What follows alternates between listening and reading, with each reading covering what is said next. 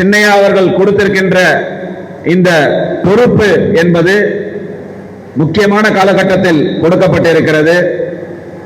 அதையும் தாண்டி சின்னையா அவர்கள் ஏற்படுத்தியிருக்கக்கூடிய இந்த இளைஞர் சங்கத்தின் கட்டமைப்பு என்பது சாதாரண கட்டமைப்பு இல்லை. இங்கே இருக்கக்கூடிய செயலாளர்கள் ஒவ்வொருவரும் ஆற்றல் மிகுந்தவர்கள், பல அனுபவம் மிக்கவர்கள். இப்படி ஒரு கட்டமைப்பை ஏற்படுத்தி மருத்துவர் சின்னையா அவர்கள் இந்த உருவாக்கி இருக்கிறார்கள் என்று சொன்னால், மருத்துவர் சின்னையாவுடைய எண்ணம், நோக்கம் வருங்காலத்தில் பாட்டாளி மக்கள் கட்சியை அரியணையை ஏற்று வைப்பதற்கு இளைஞர் சங்கம் தான் வலுவான அமைப்பு என எந்த கட்சி எடுத்தாலும் அந்த கட்சியினுடைய வலுவான அமைப்பு என்பது எது? இளைஞர் சங்கம் தான். பாட்டாளி மக்கள் கட்சியில் கட்சி பாடிக்கு அடுத்தபடியாக வலுவான அமைப்பு என்று சொன்னால் அது இளைஞர் சங்கம் மட்டும்தான். அந்த இளைஞர் சங்கத்தில் இருப்பவர்கள் தான் அடுத்த கட்சியினுடைய பொறுப்புக்கு வந்திருக்கிறாங்க. அப்படிதான் தொடர்ச்சியா இன்னைக்கு இருக்கின்ற மாவட்ட செயலாளர்கள் பாத்தீங்கன்னா 108 மாவட்ட செயலாளர்கள்ல 60 மாவட்ட செயலாளர்கள் இளைஞர் சங்க செயலாளர்களாக இருந்து மாவட்ட செயலாளர்களாக பொறுப்பேற்றவர்கள் தான். அப்படி முக்கியமான இந்த இளைஞர் சங்கத்தை புத்துணர்ச்சியோடு நாம் எல்லாம் கொண்டு வருவதற்கு இந்த காலகட்டம் என்பது சாதாரண காலகட்டம் அல்ல. ஏன்னா மருத்துவர் சின்னையா அவர்கள் எனக்கு கொடுக்கும் பொழுது சொல்லி கொடுத்தார், சாதாரண விஷயம் இல்லப்பா இது. இந்த நேரத்துல இந்த இளைஞர் சங்கம் என்பது தேர்தலுக்கும் நமக்கு முக்கியமானது, போராட்டத்திற்கும் முக்கியமானது. எந்த எதிர்பார்ப்பும் இல்லாமல் செயல்படக்கூடிய சக்தி என்பது இந்த இளைஞர் சக்தி. அந்த இளைஞர் சக்தியை கட்டமைத்து கட்சியுடன் ஒருங்கிணைத்து கொண்டு வர வேண்டிய செயலை இங்க இருக்கக்கூடிய நம்ம எல்லாம் செய்யணும். ஏன்னா சாதாரண விஷயம் அல்ல. சொன்னார் போல் 15 வயதில் மருத்துவர் ஐயாவையும் மருத்துவர் சின்னையாவையும் கரம் பிடித்து இந்த கட்சிக்கு வந்த பொழுது 18 வயசுல முதல்ல எனக்கு பொறுப்பு கொடுத்தாங்க வன்னியர் இளைஞர் படையில. அதற்கு பிறகு தொடர்ச்சியாக பல்வேறு போராட்டங்களாக இருக்கட்டும், பல்வேறு காலகட்டங்களாக இருக்கட்டும், மருத்துவர் ஐயா அவர்கள் எனக்கு முதல்ல அறிமுகப்படுத்தி வச்சவர் மருத்துவர் சின்னையாவிற்கு பிறகு மரியாதைக்குரிய அண்ணன் அறிவுச்செல்வன் அவர்களை. அப்போ தமிழ்நாட்டை 2ஆ பிரிக்கணும்னு நம்முடைய கோரிக்கையை நிர்வாக வசதிக்கு வைத்து தென் தமிழ்நாடு மாநாடு மதுரையிலும் வட தமிழ்நாட்டினுடைய மாநாடு சென்னையிலும் ஏற்படுத்துவதற்கு மரியாதைக்குரிய மறைந்த அண்ணன் அறிவுச்செல்வனுடன் கூட இருந்து பணி செய்த அனுபவம் எனக்கு முதல் அனுபவம். மதுரையில தங்குவோம் 3 மாத காலம், குடும்பத்தை விட்டுட்டு எல்லாத்தையும் விட்டுட்டு இங்க இருந்து கன்னியாகுமரி வரை, இங்க இருந்து தேனி வரை, இங்க இருந்து திருநெல்வேலி வரை தினந்தோறும் பயணித்து அங்க இருக்கக்கூடிய நிர்வாகிகள் எல்லாம் சந்தித்து மருத்துவர் சின்னையாவின் தலைமையில் மிகப்பெரிய ஒரு சீருடை பேரணியை மதுரையில் அறிவுச்செல்வன் அண்ணன் தலைமையில் நடத்தி காமிச்ச முதல் மாநாட்டின் அனுபவம் 2002ல. அதுல இருந்து தொடர்ச்சியான பயணம். இந்த அனுபவத்தை எல்லாம் வைத்து நம்முடைய செயல்பாடுகளை அடுத்த கட்டத்துக்கு நம்ம கொண்டு போனோம். அப்ப நம்முடைய நோக்கம் எப்படி இருக்கணும்? நம்முடைய நோக்கம் என்பது மருத்துவர் சின்னையாவின் கட்டளையை செயல்படுத்த வேண்டிய அந்த ஒரு எதிர்பார்ப்பை நோக்கிதான் நம்ம செல்லணும். மற்ற விஷயங்கள் எல்லாம் எடுத்து தூர வச்சிருவோம். சரியா? நம்மளுடைய மற்ற சிந்தனைகள் எல்லாத்தையும் நம்ம எடுத்து தூர வச்சுட்டு தேர்தலுக்கு முன்னால் நாம் எல்லாம் முதல் கட்டமாக மாவட்ட வாரியாக எப்படி முன்னாடிலாம் நடந்ததோ ஒரு வெள்ளை சூரடை பேரணியை மாவட்ட வாரியாக நாம் நடத்தி காட்டுவதற்கு இந்த நேரத்தில் நாம் எல்லாம் உறுதியேற்க வேண்டும் என்று உங்கள் அனைவரையும் கேட்டுக்கொண்டு, அதே நேரத்தில் மண்டல மாநாடு எப்படி முன்னாடி போட்டோமோ அந்த மாதிரி மண்டல மாநாடுகள் இளைஞர் சங்கத்தை சார்பாகவும் இந்த நேரத்தில் நாம் எல்லாம் ஒன்றாக இணைந்து, தனி மனுஷனால எதுவும் பண்ணிட முடியாது. தலைவர்னா ஒரு பெரிய பொறுப்பு எல்லாம் இல்லை, உங்க கூட சேர்ந்து நான் தான். எல்லாரும் ஒன்று சேர்ந்தார்தான் ஊர் கூடினாதான் என்ன பண்ண முடியும்? தேர் இருக்க முடியும். அந்த வகையில் நாம் எல்லாம் ஒன்றாக இணைந்து அர்ப்பணிப்போடு நம்முடைய தலைவர் மருத்துவர் அன்புமணி ராமதாஸ் அவர்களை தரையினை ஏற்றுவதற்கு முழு மூச்சோடு இந்த இருக்கின்ற காலகட்டத்தில் ஒவ்வொரு மண்டலத்திலும் மிகப்பெரிய மாநாட இளைஞர் சங்கம் நடத்தி காட்டுவோம் என்று உங்களின் சார்பாக நம்முடைய தலைவர் அவர்களுக்கு உறுதியளித்து இந்த நேரத்தில் செய்து காட்டலாம் இல்லையா? உங்களை நம்பிதான் சொல்றோம், செய்து காட்டுவோம்ல. மருத்துவர் சின்னையாவின் கரங்களை வலுப்படுத்துவதற்கு இளைஞர் சங்கம் முழு மூச்சோட செயல்படுவதற்கு நாம் எல்லாம் இந்த நிமிஷத்துல இருந்து முடிவெடுத்துடணும். மற்ற விஷயங்களை பத்தி கவலைப்படாதீங்க. நம்ம மற்ற விஷயங்களை பத்தி மண்டையில ஏத்திக்கிட்டோம்னா அதுலதான் நம்முடைய சிந்தனைகளும் நோக்கமும் செல்லுமே தவிர மருத்துவர் சின்னையாவுடைய எண்ணத்தை ஈடேற்றுவதற்கு நம்முடைய எனர்ஜியையும் நம்முடைய உழைப்பையும் நம்ம செயல்படுத்துவோம். பேசுறவங்க 1000 பேசிட்டு போட்டோம், அதை பத்தி கவலை இல்லை. மருத்துவர் ஐயா அவர்களுக்கு நாம் யாரும், இங்க இருக்கிறவங்க யாரும் யாரு சொல்லுவாரு ஒருத்தர் உட்காந்துக்கிட்டு, உண்மையான பாட்டாளி மக்கள் கட்சி அங்கதான் இருக்கு. அப்ப இவங்க எல்லாம் யாரு? திரும்பி பார்க்கணும்ல, திரும்பி பார்க்கணுமா பார்க்க கூடாதா? எந்த நெருக்கடிகள் வந்தாலும் மருத்துவர் ஐயாவை விட்டு விலகாத கூட்டம் இன்றைக்கு மருத்துவர் சின்னையா பின்னால் நிற்கிறார்கள் என்று சொன்னால், ஐயாவை நீங்கள் எப்படி எல்லாம் ஏமாற்றுவீர்கள் என்றது கூடிய சீக்கிரம் வெளியில வந்துடும். ரொம்ப நேரம் ஆயிடாது. ஒரு நாளைக்கு வாய்க்கு வந்த பேட்டி, ஒரு நாளைக்கு இஷ்டத்துக்கு பேசுறது. உங்க வீடு தானே, நீங்க வர வேண்டியது தானே. மருத்துவர் சின்னையா நேரடியாக வந்தாரு, பேச வைக்க வேண்டியது தானே. சேலத்துல உட்காந்துட்டு பேட்டி கொடுக்குறீங்க, சேலத்துல உட்காந்துட்டு பேட்டி கொடுத்துட்டு போயிட்டா உலகளாவிய தலைவர் ஆயிடுவீங்களா? யோசிக்கணுமா, யோசிக்க வேண்டாமா? அவருக்கு தெரியாதா மருத்துவர் சின்னையாவிற்கு தனக்கு தந்தைக்கு உடல்நிலையை பத்தி எப்படி இதனால் நீங்களா பாதுகாத்தீங்க? அவர் தானே கூட வந்து பாதுகாத்தாரு. அவருக்கு தெரியாத ஐயாவை பத்தி எப்படி பாத்துக்கணும்னு? கூட இருந்து நீங்க சகுனி வேலை, தடுக்கிற வேலையை, கலகத்தை பண்ணாம இருந்தாலே மிக விரைவில் இந்த கட்சி வீடு நடை போட்டு வெளியில வரும். தடுப்பது நீங்க தானே. கூடவே ஐயாவை உட்கார்ந்துகிட்டு கலகம் பண்ற வேலையை செய்யாம நீங்க இருந்தீங்கனாலே இந்த கட்சி அடுத்த கட்டத்துக்கு போகுமா போகாதா? 3 தடவை மருத்துவர் சின்னையா அவர்கள் நேரடியாக வந்து சந்தித்தார்ல, சந்திச்சு நேரடியா பேசினார்ல. ஒவ்வொரு வாட்டியும் யார் மருத்துவர் ஐயாவை பத்தி எல்லாம் கவலையே இல்லைங்க. கூட இருந்து சிறையில பார்த்திருக்கிறோம். சின்னையா மீது எவ்வளவு பாசமாக இருப்பார், எத்தனை புத்தகங்களை சின்னையாவின் பாராட்டுகளையும் அவருடைய சாதனைகளையும் பறைசாற்றுவதற்கு ஐயாவே வெளியிட்டு இருக்கிறாருன்னு எங்களுக்கு தெரியும். கிட்ட வந்து நாங்க பார்த்திருக்கிறோம். மரியாதைக்குரிய அருள் என்ன சொன்ன மாதிரி சாதனை படைத்த ஒரு அமைச்சர் இந்தியாவிலேயே ஒரு அமைச்சர் இருக்கிறார் என்று சொன்னால் மருத்துவர் அன்புமணி ராமதாஸை தவிர வேற யார் இருக்கிறார்? இன்னைக்கு வரைக்கும் தேசிய கிராமப்புற சுகாதார இயக்கம் என்ற ஒரு இயக்கத்தை வெறும் 5 வருஷம் தான், வெறும் 5 வருஷம் கிடைச்ச ஒரு அமைச்சர் பதவியை வைச்சுக்கிட்டு இந்தியாவிற்கு 3 உலக விருதுகளை பெற்று தந்திருக்கக்கூடிய ஒரு அமைச்சர் வரலாற்றில் இருக்கிறாருன்னா மருத்துவர் அன்புமணி ராமதாஸ் அவர்கள் தான். இருக்கிறாரா இல்லையா? இதெல்லாம் நாங்க சொல்லல, ஐயா சொன்ன வார்த்தை. சிறையில் ஐயா எங்க கூட மரக்காண கலவரத்துல போராட்டத்துக்காக போறோம், கைது பண்றாங்க.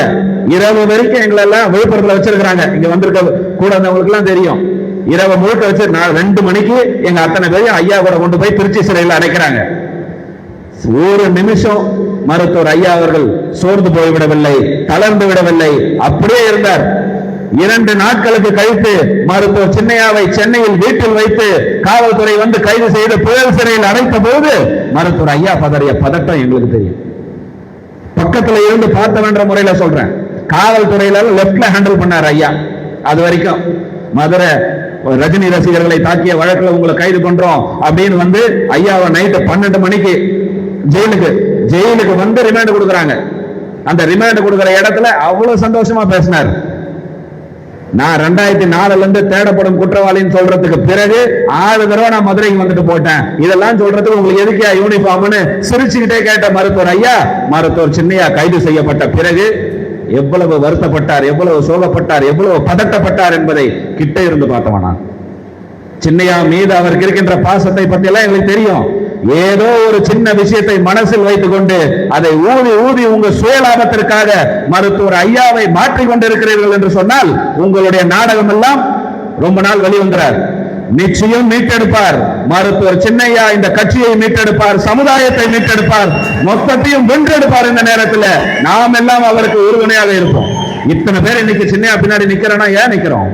மருத்துவர் சின்னையாவை பலவீனப்படுத்தி விட்டால் பாட்டாளி மக்கள் கட்சியை ஒழித்து விடலாம், இந்த சமுதாயத்தை ஒழித்து விடலாம் என்று ஆளுகின்ற ஆட்சியாளர்களும் மற்றவங்களும் திட்டம் போட்டதற்கு மற்றவங்க எல்லாம் இங்க ஊது விட்டு இருக்காங்க.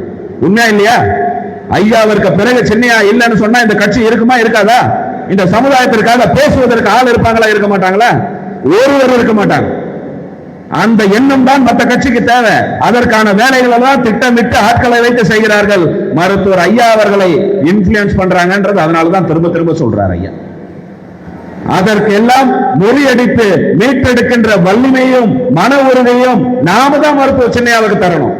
நாம் எல்லாம் உறுதியோடு இருந்து அவருக்கான வலிமையை கொடுத்தா அவர் முன்னால், நாம் எல்லாம் பின்னால் வீடு நடை போடும் பொழுது எந்த சதி திட்டமும் முன்னால் நிற்காது, தவிடுபடியாகிவிடும் என்றதை இந்த நேரத்தில் நாம் எல்லாம் உறுதி எடுக்கணும். உண்மையா இல்லையா? யோசிச்சு பார்க்கணுமா பார்க்க வேண்டாமா? மருத்துவர் சின்னையாவின் கரத்தை வலுப்படுத்தாவிட்டால் பாட்டாளி மக்கள் கட்சியை அடுத்த கட்டத்திற்கு கொண்டு போய் சேர்ப்பதற்கான வழிவகை வேற திட்டமே இல்லை. அப்ப முழு அர்ப்பணிப்போடு இன்னையிலிருந்து இளைஞர் சங்கம் தான் அதற்கு உறுதுணையாக இருக்க வேண்டும். அந்த இளைஞர் சங்கத்தை மரியாதைக்குரிய அண்ணன் பாலயோகி அண்ணன் பேசும்போது தெளிவா சொன்னார். ஸ்மார்ட் ஒர்க், திட்டமிட்டு சரியான வேலைகளை செஞ்சா தேர்தலை சரியா அணுகலாம், சாதாரணமா அணுகலாம் தேர்தலை. நம்ம அப்படி தேர்தல்ல எப்பவுமே நம்ம இளைஞர் சங்கத்துல பொறுப்புல இல்லைனாலும் முதல்ல ஓடி வந்து வேலை செய்யற ஆளுங்க யாரு? இங்க இருக்கிறவங்க தான் பூத்துல உட்காருவீங்க. உண்மையா இல்லையா? கட்சியில 1000 நிர்வாகி இருப்பாங்க, மெயின் பாடியில 1000 நிர்வாகி இருந்தாலும் பூத்துல உட்கார்றது யாரை வந்து தேடுவாங்க? இளைஞர் சங்க நிர்வாகியா தெளிவா இருக்கக்கூடிய, அரசியல் சிந்தனை செய்யக்கூடிய, மற்றவங்க கிட்ட எதிர்த்து கேள்வி கேட்கின்ற நெஞ்சுரம் இருக்கக்கூடிய சங்கம் எந்த சங்கம்? பாட்டாளி இளைஞர் சங்கம் என்பதை தான் இந்த நேரத்தில் நீங்கள் அனைவரும் மனதில் ஏற்றிக் கொண்டு, அந்த சங்கத்திற்கு நிரந்தர தலைவர் யார்? மருத்துவர் சின்னையா அவர்கள் தான் என்றைக்குமே அந்த பாட்டாளி இளைஞர் சங்கத்தினுடைய தலைவர். அவருடைய வழியை, கரத்தை நாம் எல்லாம் பலப்படுத்துவோம், ஒன்னா சேருவோம், வென்று காட்டுவோம். இதை தவிர்த்து நமக்கு அடுத்த கட்ட சிந்தனையே இருக்கின்ற 6 மாத காலத்திற்கு நமக்கு இருக்கக்கூடாது. நம்ம யோசிச்சு பார்க்க வேண்டிய விஷயம், பாட்டாளி மக்கள் கட்சி 2026 தேர்தலில் மிக பெரிய வெற்றியை பெற்று மீண்டும் இழந்த செல்வாக்கை எல்லாம் மீட்டெடுப்பதற்கு உறுதுணையாக இருக்க வேண்டிய கடமையும் பொறுப்பும் வந்திருக்கக்கூடிய ஒவ்வொரு இளைஞர்களுக்கும் இருக்க வேண்டும், இருக்க வேண்டும். எனக்கு தான் இந்த கடமை, எனக்கு தான் இந்த கடமை என்பதை உணர்ந்து செயல்பட வேண்டிய காலகட்டத்தில் நம்ம இருக்கோம். அப்ப இளைஞர் சங்க நிர்வாகிகளாக வரக்கூடியவர்கள் சொன்ன மாதிரி உழைப்பதற்கும் அர்ப்பணிப்பதற்கும் தெளிவான சிந்தனையோடு செயல்படுவதற்கும் உறுதி எடுத்துக்கிட்டு இந்த பொறுப்புக்கு வாங்க. ஏன்னா கட்சி பொறுப்பு என்பது வேறு, இளைஞர் சங்க பொறுப்பு என்பது வேறு. இளைஞர் சங்கம் என்பது எப்போதுமே மருத்துவர் ஐயாவும் சின்னையாவும் சொல்கின்ற மாதிரி ராணுவ கட்டுப்பாட்டுடன் அர்ப்பணிப்புடன் செயல்படக்கூடிய ஒரு பொறுப்பு.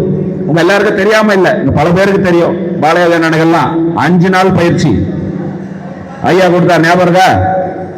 ஒவ்வொரு கிராமத்திலையும் போய் தங்கி அந்த மக்களை பற்றி சிந்தித்த அந்த பயிற்சியை முழுமையாக வெற்றிகரமாக செய்து காட்டிய சங்கம் எந்த சங்கம்? பாட்டாளி இளைஞர் சங்கம் மட்டும்தான். அப்படி ஒரு முழு அர்ப்பணிப்போடு தேர்தலை நோக்கி மருத்துவர் சின்னையா அவர்கள் என்ன வழிவகை செய்து கொடுக்கிறார்களோ அந்த திட்டத்தை அர்ப்பணிப்போடு செயல்படுத்துவதற்கு நாம் எல்லாம் இந்த நேரத்தில் உறுதியளிப்போம். மருத்துவர் சின்னையா அவர்களுக்கு நாம் இந்த நேரத்தில் அனைவரும் உறுதியாக சொல்லுவோம்.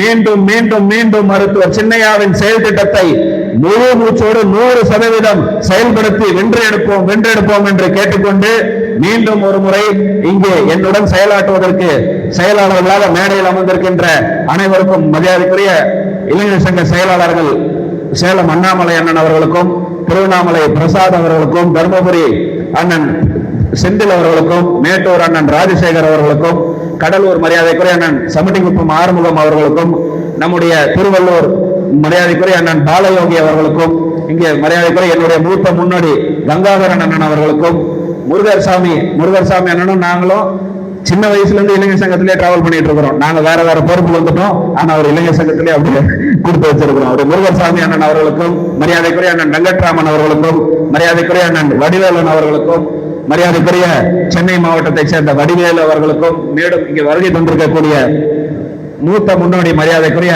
அண்ணன் தீனண்ணன் அவர்களுக்கும். தீனண்ணன் நாங்கெல்லாம் ஒன்னா இளைஞர் சங்க செயலாளராக இருந்தோம். அப்போ சின்னையா தலைவராக இருக்கும் போது இருக்கக்கூடிய 4 செயலாளர்கள்ல மரியாதைக்குரிய அண்ணன் தீனண்ணன் அவர்களுக்கும், மேடையில் வீட்டிருக்கக்கூடிய இந்த பகுதியை, இந்த நிகழ்ச்சியை இங்கே ஒருங்கிணைத்து நடத்தி கொண்டிருக்கக்கூடிய இந்த பகுதியினுடைய மாவட்ட செயலாளர் மரியாதைக்குரிய நிர்மல் குமார் அவர்களுக்கும், மேடையில் இருக்கக்கூடிய மூத்த முன்னோடிகள் காயார் ஏழுமலை அண்ணன் அவர்கள், வாசு அண்ணன் அவர்கள், மரியாதைக்குரிய SIS மூத்த முன்னோடி பொன்மலை அண்ணன் அவர்கள், கணேசமூர்த்தி அண்ணன் அவர்கள், சென்னை மாவட்டத்தினுடைய மாநில கொள்கை பரப்பு செயலாளர் மரியாதைக்குரிய அண்ணன் ஜெயராமன் அண்ணன் அவர்களுக்கும், காரணை ராதாகிருஷ்ணன் அவர்களுக்கும், மேடையில் இருக்கக்கூடிய பாண்டிச்சேரியிலிருந்து வந்திருக்கக்கூடிய நம்முடைய எல்லாருக்கும், இன்னும் 2 மாச காலத்துல மீண்டும் ஒரு கூட்டம் பக்கா ஸ்ட்ரக்சர்டா ஒரு அர்ப்பணிப்போடு, எப்படி முன்னால் நம்ம அண்ணா அரங்கத்துல ஒரு மிக மரியாதைக்குரிய அண்ணன் ஈகை தயாளன் அண்ணன் அவர்களுக்கும், மரியாதைக்குரிய அண்ணன் எங்களுக்கெல்லாம் மூத்த முன்னோடி, இளைஞர் சங்கத்திலே மூத்தவர், மரியாதைக்குரிய சென்னை ராயபுரம் ராதாகிருஷ்ணன் அவர்களுக்கும், என கிட்ட இருந்து நேத்துல இருந்து இந்த நிகழ்ச்சியை ஒருங்கிணைத்து நடத்தி கொண்டிருக்கக்கூடிய மரியாதைக்குரிய அண்ணன் ராதாகிருஷ்ணன் அவர்களுக்கும், உங்களை எல்லாம் நம்பி வாக்குறுதி கொடுப்போம். 2 மாத காலத்துல முழு வேலையும் முடித்துவிட்டு மிகப்பெரிய ஒரு பொதுக்குழு கூட்டத்தை, இது செயற்குழு கூட்டம், ஒரு நாள்ல முடிவு பண்ணி இன்னைக்கு இவ்வளவு பேர் இங்க கூடி இருக்கிறோம். செயற்குழு கூட்டம், பொதுக்குழு கூட்டம் என்பது ஒவ்வொரு நிர்வாகிகளுக்கும் நேரடியாக அழைப்பு கொடுத்து அனைத்து பொறுப்புகளையும் நிறைவு செய்த பிறகு முன்னாடி நடத்துவோம். ஞாபகம் இருக்கா? அண்ணா அரங்கத்துல பழைய நிர்வாகிகள் வெள்ளை சீருடையில் அந்த அரங்கமே இளைஞர் கூட்டத்தோடு, இளைஞர் பட்டாளத்தோடு இருக்கின்ற கூட்டத்தை 2 மாதத்துல நாங்கள் நடத்தி காட்டுவோம் என்று மருத்துவர் சின்னையா அவர்களுக்கு இந்த நேரத்திலே உறுதியை அளித்து வாய்ப்புக்கு நன்றி கூறி ஒன்று சேர்வோம், மருத்துவர் சின்னையா அவர்களின் எண்ணங்களை வென்றெடுப்போம் என்று கேட்டு விடைபெறுகிறேன். நன்றி.